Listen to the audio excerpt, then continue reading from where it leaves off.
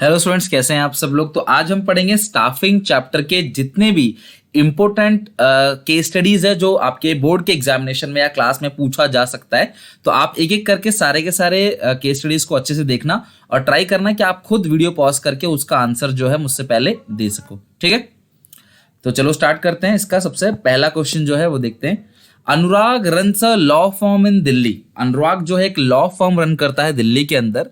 His firm offer valuable financial and legal consultancy services to their clients. अपने clients को, customers को जो services देते हैं वो है financial और legal consultancy services, यानी कि सलाह देते हैं ये, चाहे वो लीगल हो चाहे वो अदर फाइनेंशियल सर्विसेज हो। Whenever the firm hire any new employee, जब भी फर्म नए एम्प्लॉय को हायर करती है, on the first day of their joining they are welcome to the organisation, उनका ऑर्गेनाइजेशन में वेलकम किया जाता है।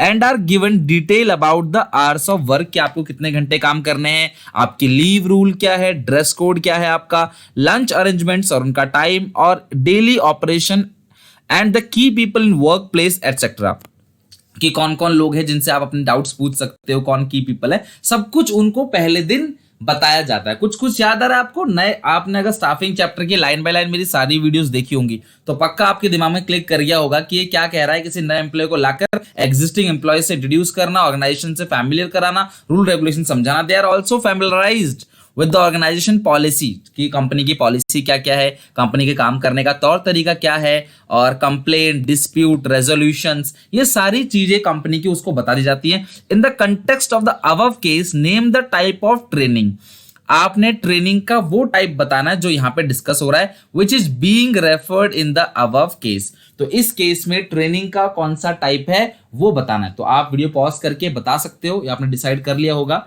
कि कौन सा ट्रेनिंग की बात चल रही है। तो कौन से ट्रेनिंग में कहता है कि एग्जिस्टिंग एम्प्लॉय से मिलवाना चाहिए क्लास, इसको बोलते हैं इंडक्शन। ठीक है, क्या बोलते हैं? इंडक्शन, या आप इसको क्या नाम देते हो मैंने बताया था आपको, ओरिएंटेशन प्रोग्राम या ओरिएंटेशन ट्रेनिंग। ओरिएंटेशन ट्रेनिंग ध्यान रखना, जब हम एग्जिस्टिंग एम्प्लॉयज को मिलवाते हैं, मतलब कि एग्जिस्टिंग एम्प्लॉयज से मिलवाते हैं नए एम्प्लॉयज को, तो उसको बोलते हैं इंडक्शन ट्रेनिंग या ओरिएंटेशन ट्रेनिंग। या आपने पढ़ा होगा ट्रेनिंग के मेथड्स में इंटरनल और एक्सटर्नल, मतलब कि ट्रेनिंग के टाइप्स कौन कौन किस किस तरीके से ट्रेनिंग दी जाती है। तो इसका हो गया इंडक्शन और ओरिएंटेशन ट्रेनिंग। ठीक है, चलो एक और क्वेश्चन देखते हैं। कुछ अच्छे क्वेश्चंस मैंने उठा रखे हैं जो क्लास पेपर में आ भी चुके हैं पास्ट ईयर में।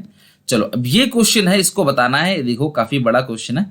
चलो ये आपके 2019 के पेपर में जो है पूछा गया, 2019 6 मार्क्स का क्वेश्चन है, 2019 के पेपर में पूछा गया है। तो क्वेश्चन पहले पूरा का पूरा मैं आपको समझाता हूं, देन हम इसके सॉल्यूशन पे चलेंगे। ओके, चलो सबसे पहले देखो इस क्वेश्चन में क्या लिखा है। इस पहले क्वेश्चन को पढ़ के अगर आप समझ गए तो समझ लो आप बना लोगे, अगर आप पढ़ के समझ गए तो आप आराम से बना लोगे।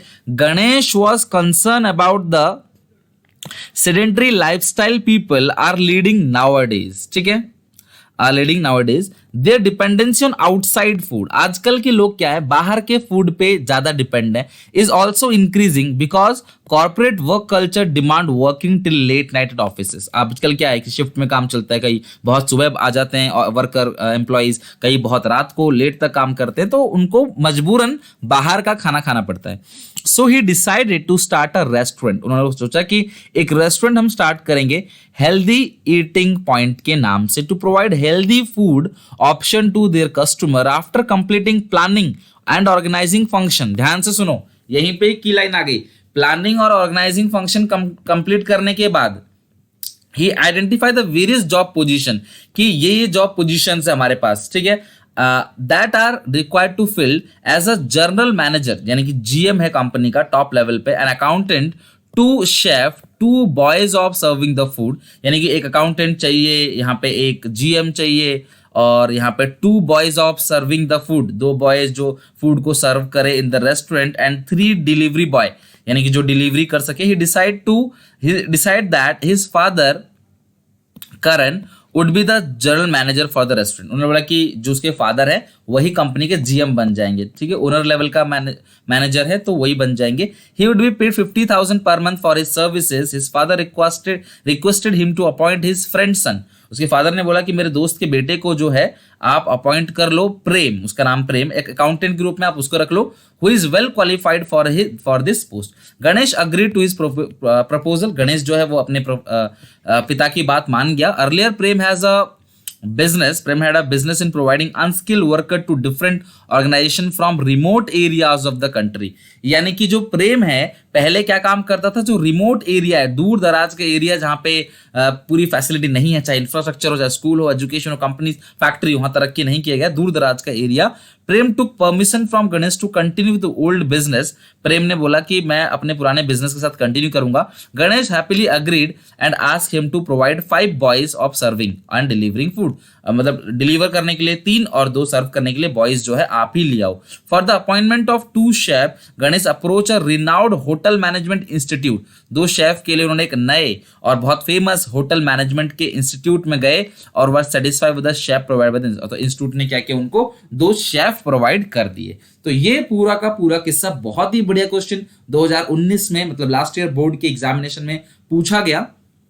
तो आपको बताना है कोटिंग द लाइन, आपको लाइन कोट करके बताना है। From the above explain 2 sources of recruitment being used by Ganesh. तो गणेश जो है वो 2 सोर्सेस ऑफ रिक्रूटमेंट गणेश जो है वो कौन कौन सा यूज कर रहा है बताना है, और साथ में give the meaning of the function of management discuss in the above case. तो देखो सबसे पहले अगर हम बात करें तो इस पूरे टॉपिक में कोई भी मेरा एक भी स्टूडेंट ऐसा नहीं होगा जिसको इसका बी पार्ट समझ ना आए। मुझे सिर्फ इतना बता दो कौन सा फंक्शन मैनेजमेंट का इसमें पूछा जा रहा है।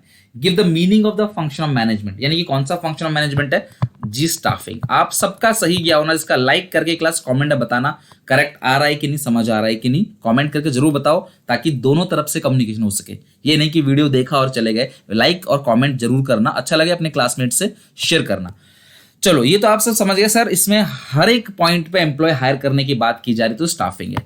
तो अब सर अंडरलाइनिंग करके बता देते हैं इसमें कि कौन सा इसमें बात कर रहा है, किस तरीके से एम्प्लॉय हायर करने की इसमें बात चल रहा है। तो कोटिंग करना है, लाइन को कोट करना पड़ेगा, आपने लाइन को अंडरलाइनिंग करना है, यानी कि आंसर में लाइन को लिखना पड़ेगा। 2 source of recruitment being used by the Ganesh. तो गणेश ने कौन कौन से सोर्स रिक्रूटमेंट का यूज किया। क्लास देखो सबसे पहली बात यहाँ पे क्या हुआ है अच्छे से समझना जरा। यहां पे देखो हिज फादर रिक्वेस्टेड, अंडरलाइनिंग कर रहा हूं, his father requested to appoint his friend son as a post of accountant. उसने जो है अपने अकाउंटेंट की पोस्ट के लिए उसने अपने बोला कि फादर ने बोला कि मेरे दोस्त के बेटे को हम हायर कर लेते हैं, ठीक है, और गणेश भी अग्री कर गया। तो यहां से लेकर यहां तक जो है इसको हम लोग क्या बोलते हैं, रेकमेंडेशन फ्रॉम प्रेजेंट एम्प्लॉइज, ठीक है, प्रेजेंट एम्प्लॉइज। उसके फादर जो है वो जीएम है और जीएम की रेकमेंडेशन पर किसी एम्प्लॉय को हायर कर लिया।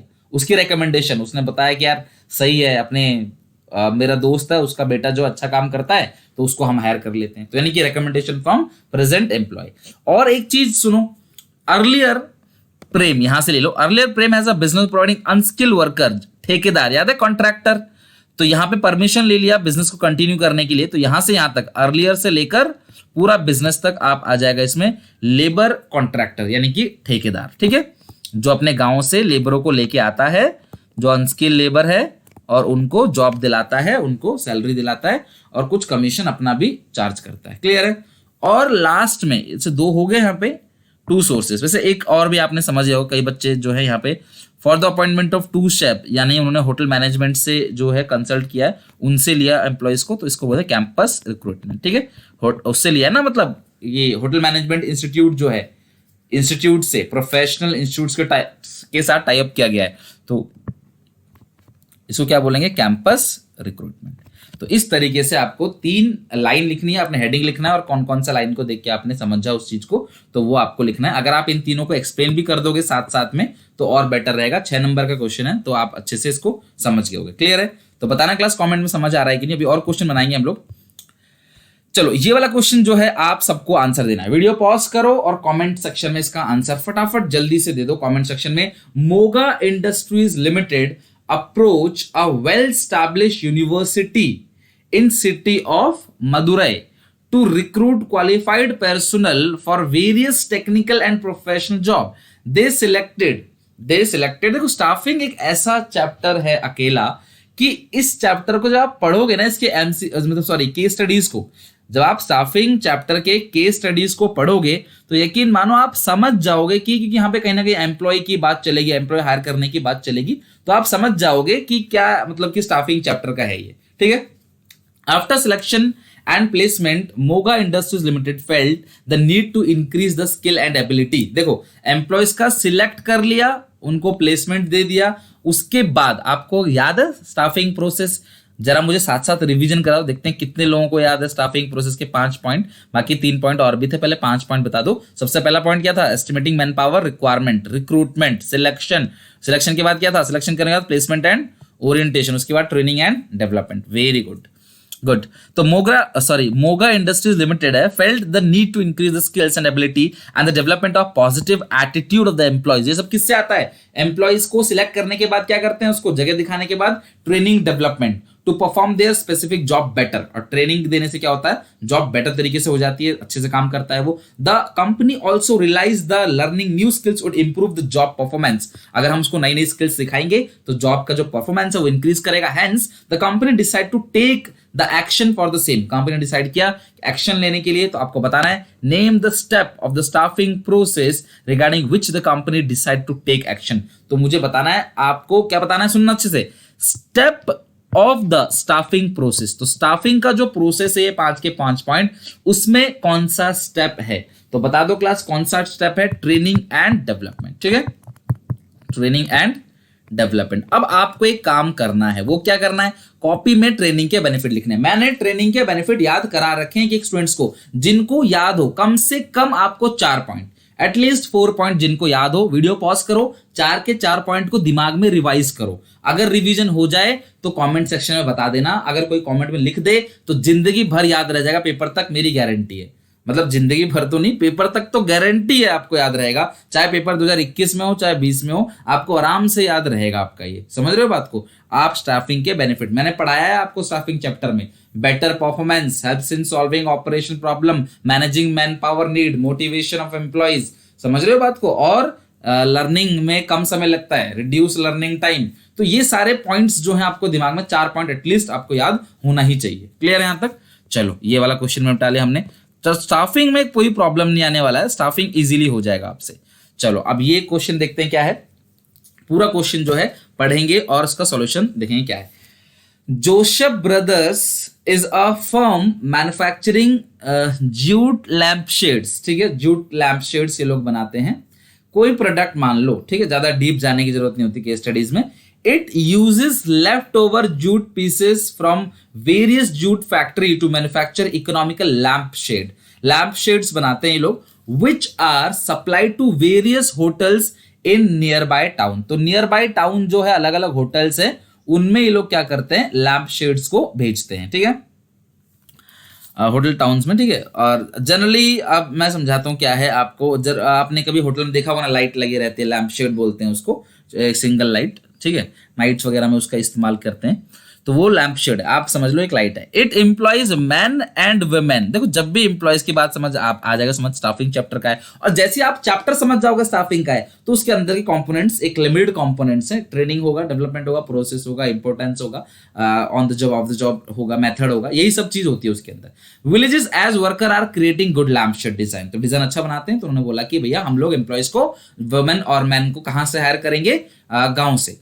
Joseph brother is not able to meet it target, ये लोग अपने टारगेट को पूरा नहीं कर पाए। Namish is the supervisor of that company was told to analyse the reason. Namish से बोला गया भाई तुम रीजन एनालाइज करो for the poor performance. Namish found the following problems and suggested certain solution the working of the business. Namish ने कुछ problem पाया, कुछ कमियां पाई और बताया कि भाई ये प्रॉब्लम है। द नंबर ऑफ वर्क ये सॉल्यूशन बताया नमिश ने।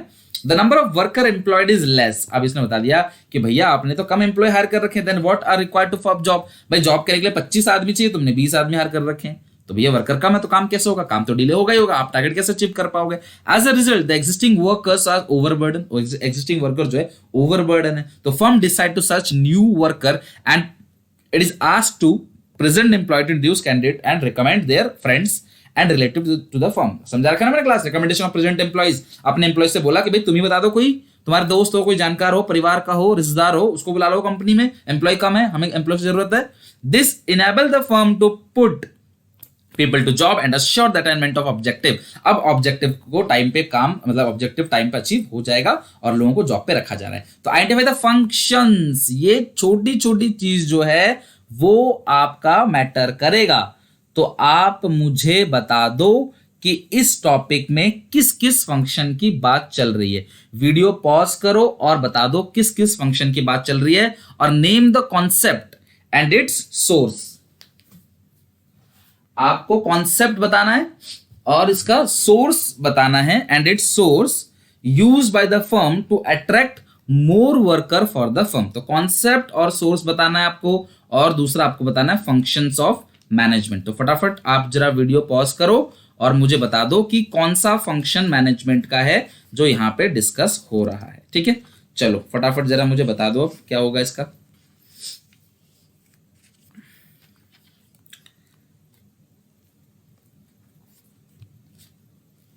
तो एक तो स्टाफिंग फंक्शन है, करेक्ट कह रहे हो, एक तो स्टाफिंग फंक्शन है, एक दूसरा फंक्शन भी बताना है। स्टाफिंग फंक्शन तो हो ही गया, लेकिन इसके अलावा और एक और फंक्शन है जो यहां पे डिस्कस किया जा रहा है। तो बताओ कौन सा फंक्शन ऑफ मैनेजमेंट है स्टाफिंग के बाद। हालांकि आपने मे बी पढ़ा ना हो टॉपिक वो, लेकिन क्या होता है कई बार मिक्स क्वेश्चन पूछ लिया जाता है। तो स्टाफिंग फंक्शन भी है और एक कंट्रोलिंग फंक्शन भी, ध्यान रखना। एक यहां पे बात कर रहा है स्टाफिंग और दूसरा है कंट्रोलिंग। पता है क्यों? क्योंकि देखो यहां पे कंट्रोलिंग चैप्टर में पढ़ाया नहीं है आपको, लेकिन ध्यान रखना कंट्रोलिंग चैप्टर में क्या होता है, एक्चुअल परफॉर्मेंस से हम लोग कंपेयर करते हैं। देखो ये रहा, कंपनी ने क्या किया, एनालाइज किया डेविएशंस को और परफॉर्मेंस को कंपेयर किया। कंट्रोलिंग के अंदर हम क्या पढ़ेंगे कि हम लोग अपने एक्चुअल परफॉर्मेंस को स्टैंडर्ड परफॉर्मेंस से क्या करेंगे, कंपेयर करेंगे। समझ रहे हो बात को? और अगला क्या है क्लास, स्टेट द कॉन्सेप्ट। तो name the concept and its source. देखो कॉन्सेप्ट तो है रिक्रूटमेंट, क्योंकि ये लोग रिक्रूट करने की बात कर रहे हैं, ज्यादा से ज्यादा एम्प्लॉयज को हायर करने की बात कर रहे हैं। लेकिन इन्होंने हायर किससे किया, सोर्स कौन सा है, रिकमेंडेशन ऑफ प्रेजेंट एम्प्लॉय। जो इन्होंने सोर्स हायर किया है वो है रिकमेंडेशन ऑफ प्रेजेंट एम्प्लॉयज। ठीक है, रिकमेंडेशन ऑफ प्रेजेंट एम्प्लॉयज। तो जो प्रेजेंट एम्प्लॉयज है उनसे इन्होंने क्या किया, रिकमेंडेशन लिया। ठीक है, पूछा ना अपने एग्जिस्टिंग एम्प्लॉयज से, तो आप समझ गए होंगे जहां पे एग्जिस्टिंग एम्प्लॉय। देखो चैप्टर आपको क्लियर होना चाहिए भाई। एग्जिस्टिंग एम्प्लॉयज से वो लोग क्या कर रहे हैं, रिकमेंडेशन ले रहे हैं, तो चैप्टर क्लियर होगा तो जरूर बना लोगे आप सारे कॉन्सेप्ट। चलो काफी क्वेश्चंस हमने बनाया, ये लास्ट क्वेश्चन है, इसके साथ हम खत्म करेंगे अपने इस टॉपिक को, स्टाफिंग चैप्टर को। आप अपनी किताब उठाओगे, ज्यादा से ज्यादा एक दिन का टाइम दो आप, और ज्यादा से ज्यादा सवाल जो है उसकी प्रैक्टिस करो। जितने ज्यादा सवाल बनाओगे उतनी आपकी प्रैक्टिस अच्छी हो जाएगी। Nakul belongs to a small village. Nakul छोटे से विलेज में जाता है, वाराणसी के, being the only literate person in his immediate family. तो अपनी फैमिली का लिटरेट पर्सन है। He decide to settle in a city, एक सिटी में सेटल होना चाहता है। So he open a sweet shop in Chandni Chowk. New Delhi Chandni Chowk सबको पता है, तो वहां पे एक मिठाई की दुकान खोलना चाहता है। He possesses extraordinary class culinary skills. Very soon he start getting requests from his cousins in village to engage them in some kind of job in his business. तो सब लोगों ने बोला कि भाई गांव से कि यार हमें भी रख लो अपने काम में। समझ रहे हो बात को, हमें अपने काम में रख लो, हमें अपने साथ कुछ ना कुछ काम दे दो अपनी दुकान में। Considering it to his the moral obligation, उसने सोचा कि यार एक अच्छा है, दिलदार आदमी है, उसने कहा ठीक है। ही engage 5 of his cousins in his business without paying any specific attention to their individual capability.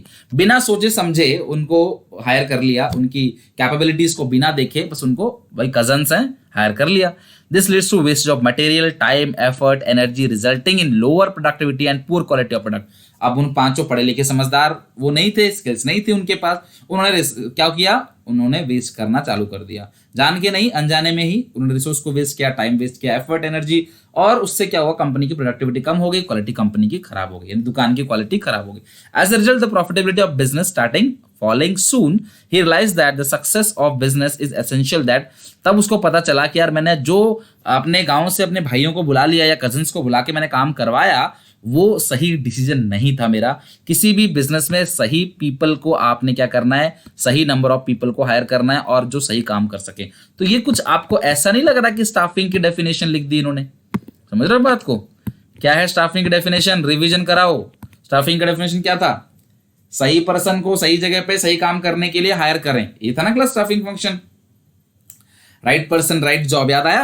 Good. भूल जाते हो सब लोग, थोड़ा सा याद क्या करो अच्छे से, कोई बात नहीं, जब बीच बीच में मैं पूछता हूँ ना तो उससे आपका रिवीजन ही होता, तो घबराने वाली कोई बात नहीं है। तो आइडेंटिफाई द एक्सप्लेन फंक्शन, यार सबसे इजी क्वेश्चन पूछ लिया, ये लो कौन सा फंक्शन है? स्टाफिंग फंक्शन है। किसको ओवरलुक किया? स्टाफिंग फंक्शन को। कॉन्सेप्ट नहीं पूछा, फंक्शन पूछा है, तो स्टाफिंग फंक्शन को इग्नोर किया है।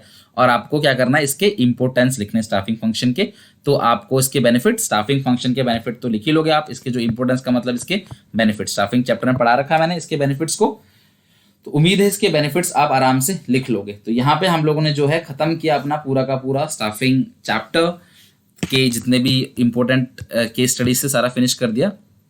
अच्छा, ये इससे पहले का आप लोग शायद पूछ रहे हो कि स्टेटमेंट 2 वैल्यूज, देखो ये सिलेबस से हट चुका है, अब आजकल वैल्यूज नहीं आती हैं, तो हटा दो। कुछ अच्छा काम करते हैं ना इसमें तो बोलते हैं वैल्यू, जो लोगों को जॉब दे रहे हैं, एम्प्लॉयमेंट दे रहे हैं गांव के लोगों को, तो ये वैल्यूज था, बट वो हट चुका है सिलेबस से, उसकी बात नहीं है। तो ये सारे के सारे क्वेश्चंस आपको मैंने कराए, लगभग आपको जो क्वेश्चन कराए वो 5 क्वेश्चंस कराए, अच्छे अच्छे क्वेश्चंस पास्ट ईयर के एनसीईआरटी के और नॉर्मल क्वेश्चंस। तो आप मुझे कमेंट्स में बताओ कितने क्वेश्चन आपके सही थे, और आपको पढ़ाई लिखाई सब समझ में आ रहा है नहीं आ रहा, कोई दिक्कत परेशानी हो क्लास, कमेंट्स में बताओ। अपने क्लास 12 के जितने भी बच्चे हैं जो नए सेशन में आए हैं उन सबके साथ ये वीडियो शेयर करो, और बोर्ड के एग्जाम जिनके है यार प्रिपरेशन करो अच्छे से, पूरा का पूरा 30 डेज प्लेज रेडी है अभी। आप जाओ लाइन ब्लेंड चैप्टर्स को देखो, डेली टारगेट खत्म करो, डेली 1 घंटा मॉर्निंग का निकालो, लर्न करो कॉन्सेप्ट को डेली 1 घंटा, और जितनी जल्दी सिलेबस फिनिश करोगे उतना बेटर है, ताकि हम लोग और आगे नई नई चीजों को, एक्स्ट्रा क्वेश्चंस को एक्स्ट्रा एक कदम आगे बढ़ के तैयारी करें। ठीक है, चलो thank you very much, bye bye, मिलेंगे नेक्स्ट वीडियो में।